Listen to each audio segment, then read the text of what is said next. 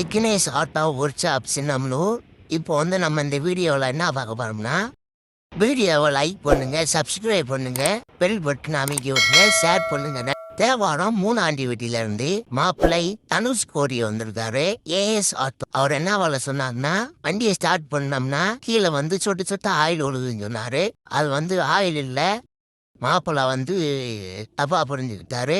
அதை வந்து நம்ம இப்போ மெக்கானிக் என்ன சொல்கிறாருன்னா, வண்டியை ஸ்டார்ட் பண்ணனேவு இதில் வர்றது வந்து டீசல் ரிட்டர்ன் ஓஸ்லேருந்து பாருங்கள் டீசல் ஒழுகுதே. அதுக்கடுத்தபடியாக வந்து டீசல் ஃபில்டர்லேருந்து பம்பு நாய்ச்சலுக்கு போகிற டீசல் டீப்பு ரெண்டுமே ஒழுகுது. அடுத்தபடியாக வந்து குட்டி கீரில் வந்து ரோலர் செட் அவந்திருக்கு, கீர் சரியாக விழுக மாட்டேன்னு சொன்னார்.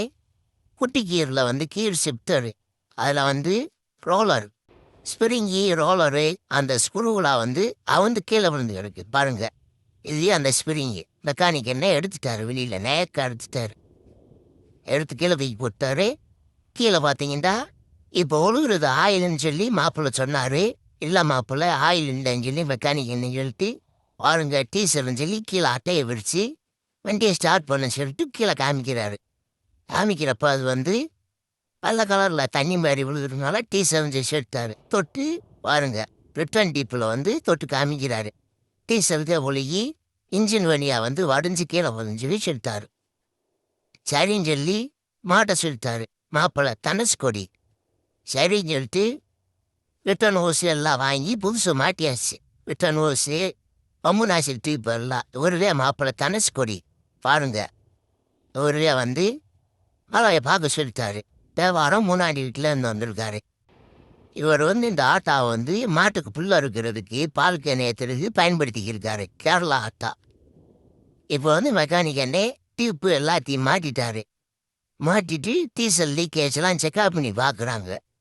பார்க்குறப்ப வந்து சரியாக இருக்குது எல்லாமே.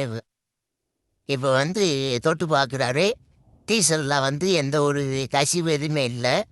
அதெல்லாம் வந்து நல்லா ஏறுல எடுத்துட்டு டீசலை வந்து டீப்பை டைட் வைக்கிறாரு. 13 நம்பரு பேஞ்சா போல்ட்டை வந்து டைட்டு வச்சுட்டு போதுமுனே மெக்கானிக் என்னை உடஞ்சி வைப்பதுனே அளவு டீட்டு வச்சு விட்டுருனே. அளவு டீட்டு வச்சுட்டு இப்போ அடுத்தபடியாக வந்து என்ன மாற்ற போகிறாங்கன்னா ரோலர் செட், கீர் ஷிஃப்ட்டுக்கு வர்ற ரோலர் செட்டு. இது வந்து இந்த ரோலிங் ஆகும். ஸ்ப்ரிங்கி ஒரு ஸ்க்ரூ எல்லாம் வந்து வெறும் 50 ரூபாதே. இது இல்லைண்டா வந்து பார்த்தீங்கன்னா கீர் வந்து எந்த கீரில் இருக்குன்றே சரியாகவே தெரியாது. ஃபஸ்ட்டு கீரில் இருக்குது, 3ஆவது கீரில் இருக்குது, 4ஆவது கீரில் இருக்குது. எந்த கீரில் வந்து ஸ்டெடியாக நிற்கி அது கீர் சிலிப்பாகும். நம்ம 4ஆவது கீரில் போய்க்கிருக்கப்ப அதான் வந்து மேடு பள்ளத்தில் விழுகிறப்ப 2ஆவது கீருக்கு வந்துடும், கீர் பாஸ் உள்ள உடஞ்சிவுது. அதனால் வந்து இதை கண்டிப்பாக மாற்றணும்னு சொல்லி மெக்கானிக் என்ன எடுத்தார். இப்போ வந்து மெக்கானிக் என்ன ரோலரை வந்து அதை கரெக்டாக காடியில் உட்கார வச்சுட்டு ஸ்க்ரூவை வந்து திருப்புலியில் டைட் வச்சுக்கிருக்காரு. ஐயா பொறுமையாக டைட் வைக்கிறாரு, இடைஞ்சலாக இருக்கு. கொஞ்சம் மெதுவாக பொறுமையாக கொஞ்சம் கொஞ்சமாக வந்து டைட் வைக்கிறாரு அந்த ஸ்க்ரூவை. இப்போ டைட் வச்சதுக்கு பிறகு பார்த்தீங்கன்னா ஒரு அளவுக்கு மேலே வந்து டைட் வச்சோம்னா அது வந்து சிலிப்பாக்கி இருக்கு அந்த ஸ்க்ரூ கரெக்டாக உட்காரல. ஏன்னு கேட்டிங்கன்னா இதில் வந்து மைக்கோ மோட்டராக இருந்து செல்ஃப் மோட்ரு வந்து மைக்கோ மோட்டராக இருந்துச்சுன்னா கரெக்டாக இருக்கு. இது வந்து டிவிஎஸ் மோட்ரு. அந்த பச்சை கலரு ஒரு புஷ்ஷு தெரியுது பார்த்தீங்களா, பிளாஸ்டிக் புஷ்ஷு, அது இருக்கிறதுனால கொஞ்சம் நீளமாக இருக்குது. திருப்புலி வந்து கரெக்டாக உட்கார மாட்டுது. அந்த இதில் ஒரு வழியாக என்கிட்ட சிரமப்பட்டு மெக்கானிக் என்னே மாட்டி டைட்டு வச்சிட்டாரு, ஃபுல் டைட்டு வச்சுட்டு இப்போ வந்து அந்த ஸ்ப்ரிங்கை மாட்டுவார். ஸ்ப்ரிங் இதே வந்து முக்கியம். அதே வந்து கரெக்டாக அந்த அழுத்தத்தை கொடுத்து எந்த கீரில் நிற்கிதோ அந்த கீரில் வந்து ஸ்டெடியாக நிப்பாட்டும்.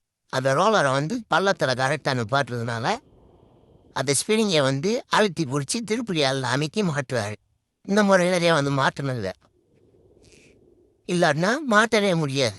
நீங்கள் என்ன பண்ணீங்கன்னாலும் மாற்ற முடியாது. பாருங்கள் எப்படி மெக்கானிக் என்ன ஈஸியாக எளிய முறையில் மாட்டிக்கிருக்காரு. திருப்புலியில் வந்து ஸ்ப்ரிங்கை அமைக்கி பிடிச்சிக்கிட்டாரு. ஒரு வரலாறில் வந்து பின்னாடி இருக்க அந்த இதை வந்து பிரிங்கை வந்து தள்ளுறாரு. இது வந்து கொஞ்சம் பிரிங்கி நீளமாக இருக்கிறதுனால வந்து மாட்ட முடியல. ஸ்ப்ரிங்கை வந்து இப்போ கொஞ்சம் ஒரு 2 சுத்தை வந்து வெட்டிட்டாங்க.